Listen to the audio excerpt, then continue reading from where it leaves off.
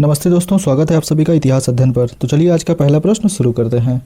पहला प्रश्न है, सिंधु घाटी सभ्यता के किस स्थल से युग्म समाधान के साक्ष्य मिले हैं जहां स्त्री और पुरुष को एक साथ दफनाया गया था? तो कहाँ पे? कालीबंगा, हड़प्पा, लोथल या फिर सुरकोटदा? तो ये मिले थे लोथल से हमें। दूसरा प्रश्न है, ऋग्वेद के किस मंडल को वंश मंडल यानी कि फैमिली बुक्स कहा जाता है क्योंकि इनकी रचना विशिष्ट ऋषि परिवारों द्वारा की गई थी? तो किसे सही उत्तर इसका हो जाएगा? तो ये हो जाएगा 2 से 7 तक के जो मंडल हैं वो ऋग्वेद के, इन्हें वंश मंडल कहा जाता है। तीसरा प्रश्न है, मौर्य काल में एग्रोनोमोई अधिकारी का संबंध किस क्षेत्र से था? जैसा कि मेगास्थनीज ने बताया है। किससे था? सैन्य विभाग से, गुप्तचर विभाग से, शाही महल की देखरेख से या मार्ग निर्माण और भू राजस्व से? तो इसका सही उत्तर हो जाएगा डी, मार्ग निर्माण और भू राजस्व से।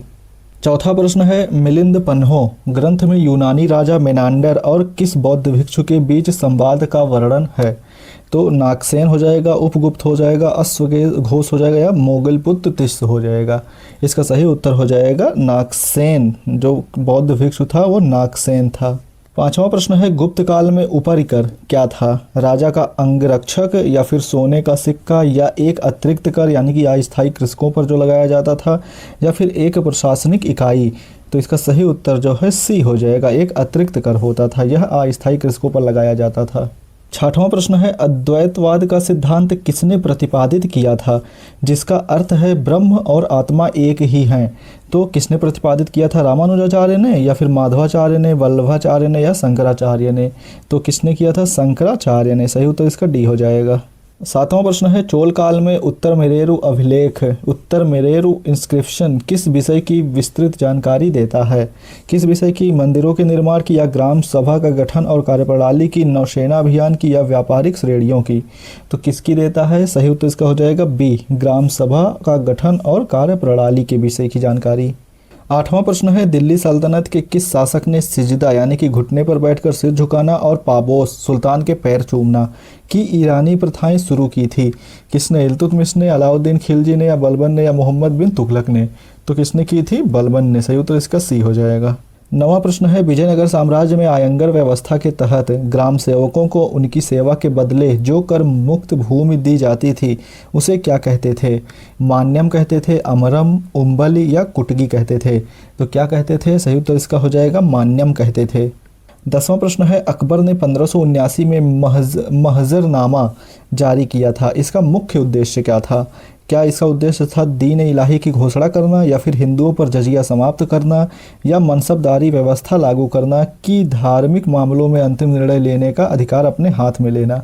तो इसका सही उत्तर जो हो जाएगा वो डी हो जाएगा, धार्मिक मामलों में अंतिम निर्णय अपने हाथ में लेने का अधिकार ही इसका उद्देश्य था। 11वां प्रश्न है, शिवाजी के अष्टप्रधान में सुमंत का कार्य क्या था? सुमंत का क्या कार्य था? वित्त मंत्री का था या फिर पत्राचार विभाग का, विदेश मंत्री का या मुख्य न्यायाधीश का? तो इसका मुख्य कार्य था विदेश मंत्री का कार्य था। 12वां प्रश्न है, मुगल चित्रकला में साइबेरियन सारस का प्रसिद्ध चित्र किस चित्रकार ने बनाया था? मंसूर ने, अबुल हसन ने, बिशनदास ने या फिर दसवंत ने? किसने बनाया था? तो वह मंसूर हो जाएगा सही उत्तर। 13वां प्रश्न है, नील दर्पण नाटक 1860 में नील की खेती करने वाले किसानों के शोषण का चित्रण है, इसके लेखक कौन थे? इसके लेखक कौन थे? हरिश्चंद्र मुखर्जी थे या फिर दीनबंधु मित्र या बंकिम चंद्र चटर्जी या माइकल मधुसूदन दत्त? तो इसके सही उत्तर हो जाएगा बी हो जाएगा, दीनबंधु मित्र। 14वां प्रश्न है, 1857 के विद्रोह को सभ्यता और बर्बरता के बीच संघर्ष यानी कि conflict between civilisation and barbarism किसने कहा था?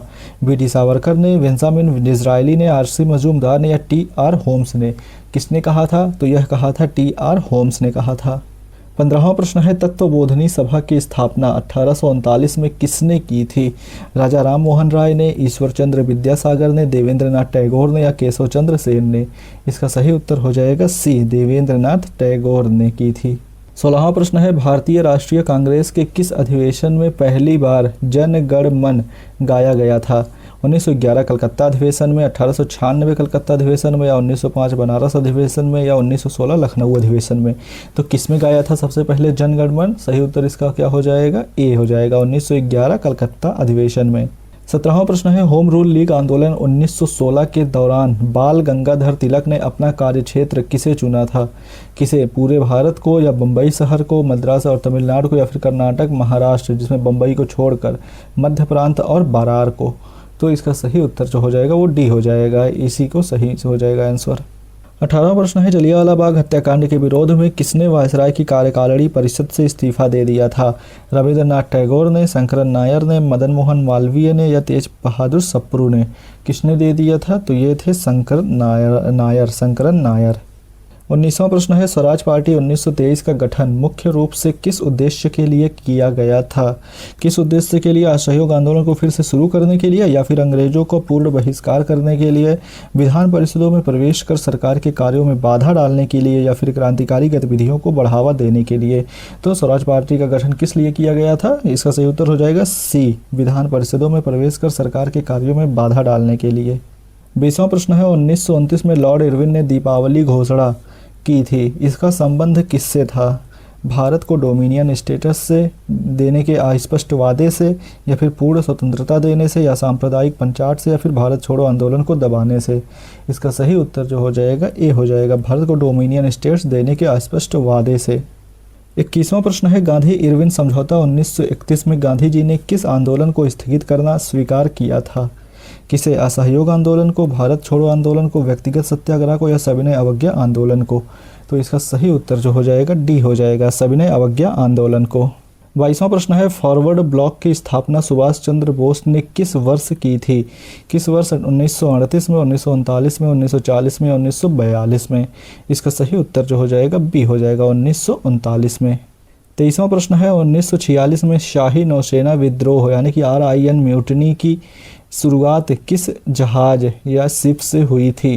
किससे? INS विराट से, HMIS हिंदुस्तान से, HMIS तलवार से, या फिर कामागाटा मारू से? तो सही उत्तर इसका सी हो जाएगा, HMIS तलवार से। 24वां प्रश्न है, स्वतंत्र भारत के प्रथम शिक्षा मंत्री कौन थे? मौलाना अबुल कलाम आज़ाद, डॉक्टर सर्वपल्ली राधाकृष्णन, वल्लभ भाई पटेल, या फिर सी राजगोपालाचारी? तो कौन थे सबसे पहले? सही उत्तर इसका ए हो जाएगा, मौलाना अबुल कलाम आज़ाद। 25वां प्रश्न है, वर्नाक्यूलर प्रेस एक्ट 1878 किस वायसराय के कार्यकाल में पारित किया गया था, जिसे मुंह बंद करने वाला कानून कहा गया? लॉर्ड रिपन के, लॉर्ड डफरिन के, लॉर्ड कर्जन के, या लॉर्ड लिटन के? इसका सही उत्तर क्या होगा? डी होगा, लॉर्ड लिटन के कार्यकाल में। 26वां प्रश्न है, poverty and un British rule in India पुस्तक में धन निष्कासन का सिद्धांत किसने दिया? RC दत्त ने, MG रानाडे ने, दादा भाई नौरोजी ने, या GK गोखले ने? किसने दिया? इसका सही उत्तर जो हो जाएगा सी हो जाएगा, दादा भाई नौरोजी ने। 27वां प्रश्न है, प्राचीन भारत में विष्टि का क्या अर्थ था? नकद कर, बेगार, विवाह कर, या सिंचाई कर? तो ये होता था बेगार होता था, फोर्स लेबर। 28वां प्रश्न है, एहोल अभिलेख का रचयिता कौन था, जिसने अपनी तुलना कालिदास और भारवी से की है? हरिसेन, बाणभट्ट, विल्हड़, या रवि कीर्ति? तो कौन था? इसका सही उत्तर हो जाएगा डी, रवि कीर्ति था एहोल अभिलेख का रचयिता। 39वां प्रश्न है, सल्तनत काल में दीवान कोही विभाग किससे संबंधित था? कृषि विभाग से, सैन्य विभाग से, विदेश विभाग से, या दास विभाग से? किससे संबंधित था? तो यह था कृषि विभाग से संबंधित था दीवान कोही। 30वां प्रश्न है, गुरुमुखी लिपि का जनक किस सिख गुरु को माना जाता है? गुरु नानक देव को, गुरु अंगद देव को, गुरु अमरदास को, या गुरु रामदास को? तो किसे माना जाता है? यह गुरु अंगद देव को। 31वां प्रश्न है, 1760 के वांडीवास के युद्ध में अंग्रेजों ने किसे निर्णायक रूप से हराया था? किसे हराया था? पुर्तगालियों को, या फिर डचों को, फ्रांसीसियों को, या मराठों को? तो किसे हराया था? फ्रांसीसियों को हराया था वांडीवास के युद्ध में। 32वां प्रश्न है, सहायक संधि स्वीकार करने वाला पहला मराठा सरदार कौन था? पेशवा बाजीराव द्वितीय, दौलत राव सिंधिया, या यशवंत राव होलकर, या अप्पा साहेब भोसले? कौन था? तो ये थे पेशवा बाजीराव द्वितीय। 33वां प्रश्न है, रिंग फेंस नीति पॉलिसी ऑफ रिंग फेंस का संबंध किस गवर्नर जनरल से है? लॉर्ड डलहौजी से, लॉर्ड वेलेजली से, लॉर्ड विलियम बेंटिक से, या वॉरेन हेस्टिंग्स थे? किससे संबंधित है? ये है डी, वॉरेन हेस्टिंग्स से संबंधित। 34वां प्रश्न है, 1833 के चार्टर एक्ट के तहत गठित प्रथम विधि आयोग का अध्यक्ष कौन था? William Jones, Lord Macaulay, James Mill, या चार्ल्स वुड? कौन था इसका अध्यक्ष? सही उत्तर इसका हो जाएगा लॉर्ड मैकाले। 35वां प्रश्न है सन्यासी विद्रोह 1763 से 1800 का मुख्य कारण क्या था? सती प्रथा का अंत, सैनिकों को कम वेतन मिलना, या फिर तीर्थ यात्रा पर प्रतिबंध लगाना और अकाल के दौरान कठोर कर वसूली, या फिर ईसाई धर्म का प्रचार। तो इसका सही उत्तर जो हो जाएगा सी हो जाएगा, तीर्थ यात्रा पर प्रतिबंध लगाना और अकाल के दौरान कठोर कर वसूली करना। 36वां प्रश्न है सर्वेंट्स ऑफ इंडिया सोसाइटी 1905 का उद्देश्य क्या था? इसका क्या उद्देश्य था? मातृभूमि की सेवा के लिए समर्पित कार्यकर्ता तैयार करना, या फिर क्रांतिकारी गतिविधियों को बढ़ावा देना, या शिक्षा का अंग्रेजीकरण करना, या कांग्रेस का विरोध करना।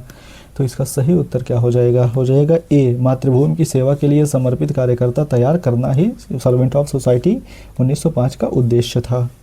37वां प्रश्न है कामागाटा मारू क्या था? क्या था? एक चीनी क्रांतिकारी संगठन? नहीं। सिंगापुर में स्थित एक बंदरगाह? नहीं। गदर पार्टी का मुख्यालय? बिल्कुल नहीं। एक जापानी जहाज था ये। सही उत्तर इसका डी हो जाएगा। 38वां प्रश्न है गांधी जी के व्यक्तिगत सत्याग्रह 1940 के प्रथम सत्याग्रही विनोबा भावे थे। दूसरे सत्याग्रही कौन थे? दूसरे सत्याग्रही कौन थे? सही उत्तर इसका ए हो जाएगा, जवाहरलाल नेहरू थे। 39वां प्रश्न है अगस्त प्रस्ताव 1940 में अंग्रेजों ने पहली बार क्या स्वीकार किया था? अगस्त प्रस्ताव 1940 में अंग्रेजों ने पहली बार क्या स्वीकार किया था? क्या भारत को पूर्ण स्वतंत्रता देना? नहीं। पाकिस्तान का निर्माण? ये भी नहीं होगा। सही उत्तर इसका सी हो जाएगा, भारतीयों के लिए संविधान बनाने का अधिकार युद्ध के बाद ये पहली बार स्वीकार किया था। 40वां प्रश्न है माउंटबेटन योजना 3 जून 1947 जिसे 3 जून योजना भी कहते हैं, इसका मुख्य आधार क्या था? इसका मुख्य आधार क्या भारत को एक संघ बनाए रखना था? बिल्कुल नहीं। इसका मुख्य आधार था ये भारत का विभाजन और सत्ता का हस्तांतरण था इसका मुख्य आधार। 41वां प्रश्न है तेभागा आंदोलन 1946 बंगाल में किसके विरुद्ध था? तेभागा आंदोलन 1946 किसके विरुद्ध था? क्या यह अंग्रेजों के विरुद्ध था? बिल्कुल नहीं। यह साहूकारों के विरुद्ध भी नहीं था, पुलिस अत्याचार के विरुद्ध भी नहीं था, यह था जोतदारों या जमींदारों के विरुद्ध। इसका सही उत्तर डी हो जाएगा। 42वां प्रश्न है सिंधु घाटी सभ्यता में दाढ़ी वाले पुजारी की प्रस्तर मूर्ति किस स्थल से प्राप्त हुई है? किस स्थल से? सही उत्तर इसका ए हो जाएगा, मोहनजोदड़ो से प्राप्त हुई है। 43वां प्रश्न है त्रिपक्षीय संघर्ष कन्नौज पर अधिकार के लिए किन 3 शक्तियों के बीच हुआ था? किन 3 शक्तियों के बीच हुआ था? चोल चेर पांड्य के बीच हुआ था? नहीं, ये कथन गलत है। दूसरा हो जाएगा चालुक्य पल्लव या होशल के बीच? ये भी नहीं था। तो हुआ था ये सी, इसका सही उत्तर हो जाएगा। कौन सी 3 शक्तियाँ थीं? ये थी पाल, प्रतिहार और राष्ट्रकूट। ये त्रिपक्षीय संघर्ष जो था कन्नौज पर अधिकार के लिए ये इन्हीं शक्तियों के बीच हुआ था। 44वां प्रश्न है किताब उल हिंद का लेखक अलबरूनी किसके साथ भारत आया था? अलबरूनी किसके साथ भारत आया था? मोहम्मद गोरी के साथ, महमूद गजनवी के साथ, तैमूर लंग के साथ या नादिर शाह के साथ? तो किसके साथ आया था? यह आया था महमूद गजनवी के साथ अलबरूनी भारत आया था। 45वां प्रश्न है 1907 के सूरत विभाजन के समय कांग्रेस के अध्यक्ष कौन थे? कांग्रेस के अध्यक्ष कौन थे इस समय? दादा भाई नौरोजी थे? नहीं थे। बाल गंगाधर तिलक भी नहीं थे। गोपाल कृष्ण गोखले भी नहीं थे। तो इसका सही उत्तर डी हो जाएगा। 1907 में रास बिहारी घोष थे सूरत विभाजन के समय कांग्रेस के अध्यक्ष। 46वां प्रश्न है रॉलेट एक्ट 1919 का मुख्य उद्देश्य क्या था जिसे काला कानून कहा गया? इसका मुख्य उद्देश्य क्या था? इसका मुख्य उद्देश्य था ए यानी कि बिना मुकदमा चलाए किसी भी व्यक्ति को बंदी बनाना। रॉलेट एक्ट 1919 का मुख्य उद्देश्य था। 47वां प्रश्न है बारदोली सत्याग्रह 1928 के दौरान वहां की महिलाओं ने वल्लभ भाई पटेल को कौन सी उपाधि दी थी? कौन सी उपाधि दी थी? क्या देश नायक की उपाधि दी थी? नहीं। लौह पुरुष की उपाधि दी थी? ये भी नहीं होगा। दी थी उन्होंने सरदार की उपाधि, जिसके बाद उन्हें सरदार वल्लभ भाई पटेल कहा गया। 48वां प्रश्न है क्रिप्स मिशन 1942 को दिवालिया बैंक के नाम उत्तर दिनांकित चेक यानी कि पोस्ट डेटेड चेक किसने कहा था? किसने कहा था? जवाहरलाल नेहरू ने कहा था? नहीं, यह कहा था महात्मा गांधी ने कहा था। सही तो इसका बी हो जाएगा। 49वां प्रश्न है अखिल भारतीय किसान सभा का गठन 1936 में हुआ था। में लखनऊ में हुआ था। इसके प्रथम अध्यक्ष कौन थे? इसके प्रथम अध्यक्ष थे ए स्वामी सहजानंद सरस्वती थे अखिल भारतीय किसान महासभा के अध्यक्ष। 50वां प्रश्न है, भारत के विभाजन के समय सीमा आयोग यानी कि बाउंड्री कमीशन का अध्यक्ष किसे बनाया गया था? किसे बनाया गया था? लॉर्ड माउंटबेटन को, बीपी मेनन को, क्लेमेंट एटली को या सिरिल रेडक्लिफ को? तो इसका उत्तर आपको कमेंट में बताना है और आपको ये बताना है कि आपने इन 50 प्रश्नों में से कितने प्रश्नों को सही किया। बाकी मिलते हैं अगली वीडियो में, तब तक के लिए जय हिंद।